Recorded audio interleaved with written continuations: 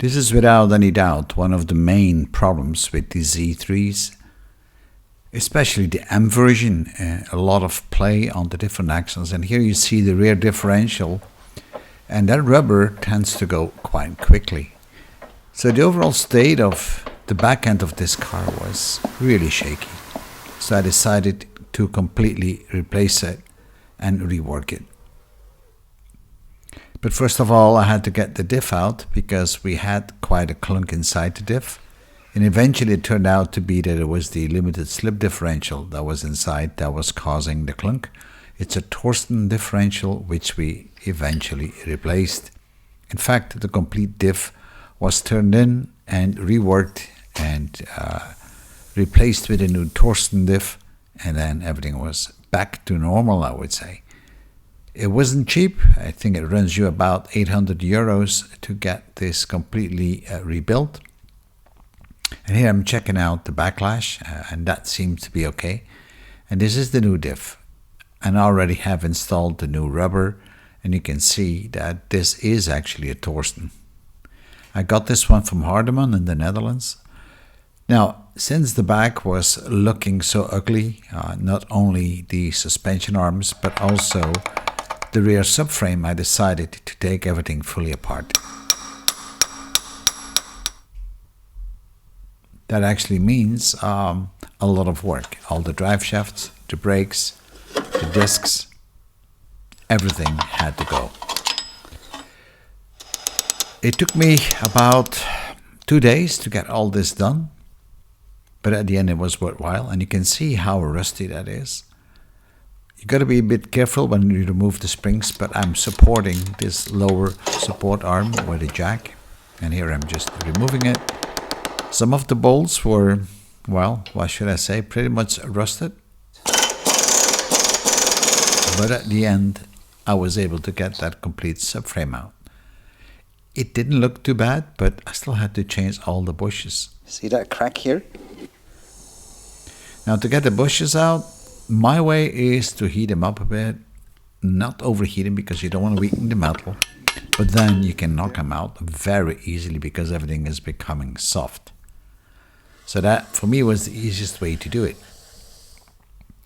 Finally, I started to shot blast all the different parts and removing all the old bushes, even on the suspension arms, with some self-made tools because these bushes are hard to get out. Everything was given a fresh coat of paint, and we also reworked the brakes. Here you see the lower support arm, and you can see the hole. We noticed the hole after we were shot blasting this arm, and I'm just welding in an enforcement panel, which will make this arm strong again. And then it was time to paint it. And here we see all the parts all done. Now it was time to work on the undercoating of the car, and you know, I don't know why that is, but that kind of gummy type of stuff actually came loose, and you get water in it, and then you're gonna get rust. Also, the bracket for the gas tank was really gone, so I created a new aluminum one, and all these little connectors for the uprights and the anti-roll bar, well, they had to be replaced as well. I did shot blast the anti-roll bar, and we repainted it, and then we also got new bushes. It was also time to de-rust the whole bottom and then respray it in different coats and apply the car sealer just like before, and then apply a new coat of paint to it. Putting new bushes in always requires me to make them clean inside. It makes it so much easier to get them in, and here we are trial fitting the lower support arm to the subframe. And I think this back now is looking a lot better than it was ever before. It's probably even looking better than it was new. And here we have the typical problem with the Z3 cars. This bracket rips off, especially on the M types. Inserting the big supports or the bushes, which is holding the subframe to the chassis. And now I'm just raising up the subframe onto the car using a hydraulic jack, which typically is used for gearboxes, but it just works that way. Now the tape you see there is just to protect the paint, and we are reassembling actually the lower support arms together with the shocks and the springs, and then we torque everything to torque. I'm using a lot of this copper grease, and that's very handy. If you ever have to remove it again, you will thank me for using copper grease.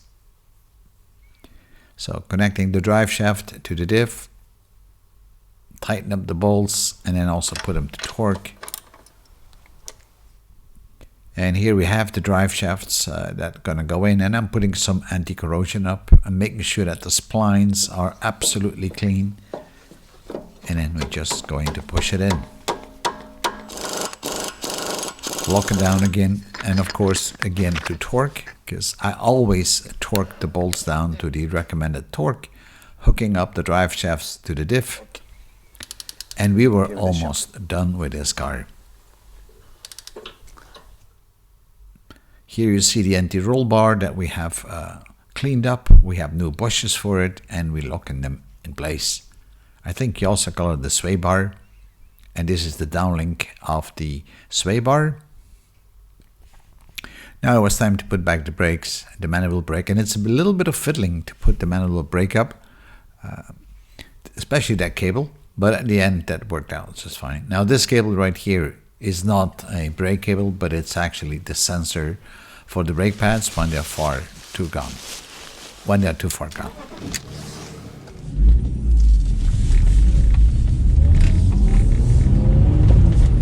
This works quite good, I have to say.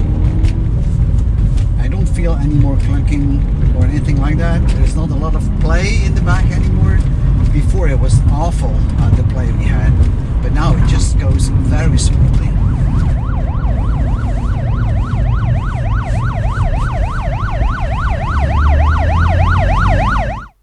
If you want to know how all this is really done in detail, then I recommend that you look on my YouTube channel, because I have every step detailed in multiple videos. I think in total I'm running about 2.5 hours or 3 hours of videos on replacing the differential, checking out the drive shafts, and basically the entire coverage is in those videos. So if you want to do it yourself, you can, because everything is very well explained.